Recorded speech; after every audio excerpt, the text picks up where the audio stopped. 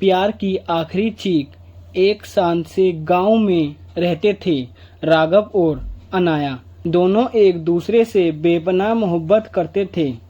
शादी के बाद जैसे उनके सपनों को पंख लग गए थे, लेकिन राघव की माँ को अनाया बिल्कुल पसंद नहीं थी।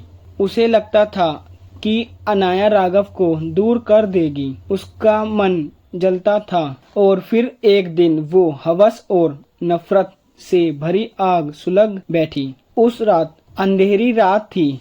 बारिश की बूंद छत टपका रही थी और राघव काम से बाहर गया था। तभी रसोई में माँ ने अनाया को बुलाया। वो कुछ समझती उससे पहले ही तेल फेंका गया और आग लगा दी गई। अनाया चीखी चिल्लाई, दरवाजा पीटा, अम्मा क्यों, मुझसे क्या गलती हुई? पर माँ की आंखों में इंसानियत मर चुकी थी और फिर जलती हुई अनाया तड़पते हुए मर गई। मौत के बाद की वापसी। 3 दिन बाद राघव जब लौटा तो उसने सिर्फ एक राख का डब्बा और एक छोटी कहानी मिली। बहू ने खुद को आग लगा ली। राघव पागल हो गया। किसी पर भरोसा नहीं रहा। रातों को चुपचाप वो उसी कमरे में सोता जहां उसकी बीवी जली थी। लेकिन उसी रात कुछ बदलने लगा। कमरे से गंध आने लगी। जले हुए बालों की आईने पर किसी ने खून से लिखा, मैं जिंदा हूँ, अब हत्यारे मरने लगेंगे। जिस घर में माँ रहती थी वहाँ एक के मौत होने लगी। नौकर की आंखें जल गईं जब उसने माँ के लिए झूठ बोला। माँ की बहन की जबान काट दी जब उसने अनाया को बुरा कहा। और फिर राघव की माँ। रात को नींद में उसकी छाती पर कोई बैठ जाता, कभी बालों से खींचता, कभी कान में फूंक मारता। माँ, अब मैं माँ नहीं हूँ, सिर्फ आग हूँ।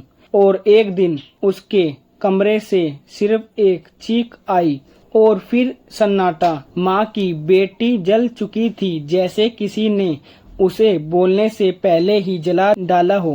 पर राघव, उसे आज भी अनाया से प्यार था। वो जान गया था कि उसकी माँ हत्यारन थी।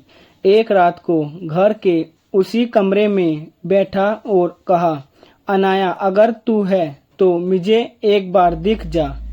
अगर तुझसे प्यार किया है तो मौत से भी करूँगा। और तभी आईने में एक जली हुई पर पहचान में आने वाली परछाई उभरी।